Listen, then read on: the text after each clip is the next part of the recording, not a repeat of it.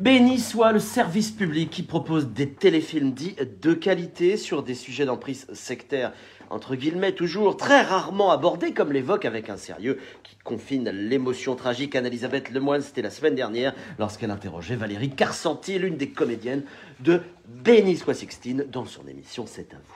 Le long métrage est l'adaptation d'un roman autobiographique de Maïlis Ademar. Et d'ailleurs, les premières feuilles se trouvent aisément sur Internet, je les ai consultées. Il a été diffusé à l'antenne mercredi dernier et il est encore disponible en replay. Un film qui se dit sans caricature. C'est beau, non, hein ? Et pourtant, mon Dieu que j'ai souffert à son visionnage. Parce que, pour vous en parler ce matin, j'ai tout regardé. Le calice jusqu'à la lie.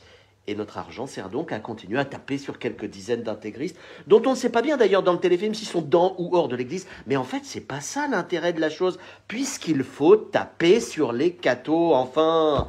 Et puis ça va continuer, hein, je vous l'assure, parce que j'ai pas vu une communauté réagir, un prêtre sorifié, une institution, au hasard un diocèse, ou même l'église de France demander des comptes. Tout juste quelques tweets, alors bien réac pour le coup, et de l'autre côté, la bénédiction du journal La Croix qui a beaucoup aimé. Bref, vous l'avez compris, on est dans la mesure, mais toujours pas dans la culture des cathos lambda de protester. On attend quoi ?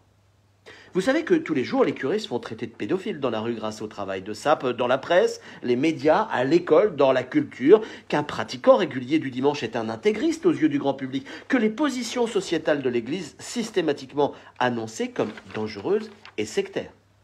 Eh bien, revenons sur Béni soit Sixtine, c'est une synthèse de tout ça. Avec un vrai dégoût, j'ai donc vu des cathos brocardés comme des nazis, avec des belles têtes d'Ariens d'ailleurs, et des croix au-dessus du lit conjugal, plus grosses que le sommier, un prêtre manipulateur. Alors, écoutez un extrait d'un prêche. Pour la Vierge Marie, toute la richesse est à l'intérieur. C'est à vous, fille de Dieu, femme de croisée, d'être le rempart de la pureté. N'oubliez pas la pudeur. Dédaignez les habits trop courts, moulants, transparents, ils dévoilent votre mystère. Faites confiance à vos pères, à vos maris. Ils sauront vous dire si vos tenues sont susceptibles d'éveiller les désirs naturels de l'homme. Point. C'est vrai que la burqa catholique, c'est très tendance. La vie sexuelle de Sixtine est édifiante. Elle est quasiment violée par un mari abject. La théologie du corps de Saint Jean-Paul II n'a qu'à bien se tenir. Heureusement, Sixtine sera sauvée par une amie qui, bien sûr, n'est pas catho, et un autre prêtre l'aidera. Alors, black et en chemisette, hein. Surtout pas de col romain, et il va l'embaucher pour sa chorale chancelante qui reste néanmoins dans le texte et chante « Tu bénis chez nous les enfants ». J'arrive même pas à le faire, tiens, tellement je suis énervé. Tu veux la paix à nos frontières. Interprétant le classique et démodé que tes œuvres sont belles. Faut bien un petit couplet universaliste, hein. Les scénaristes ont dû passer des nuits blanches pour trouver la phrase qui corresponde un peu à leur message. Je les imagine se prenant bien la tête dans un livret de messe, hein. Et puis le journal La Croix a souligné l'apport dans le film du catholicisme social. Bon, bref, une sanctification, quoi. Et l'on nous a vendu de la mesure, je vous le promets.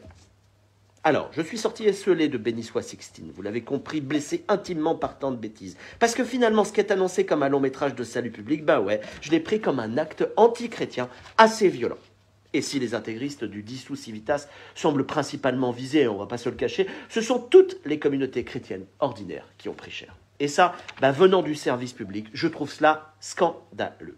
Mais je ne suis pas étonné. À la semaine prochaine.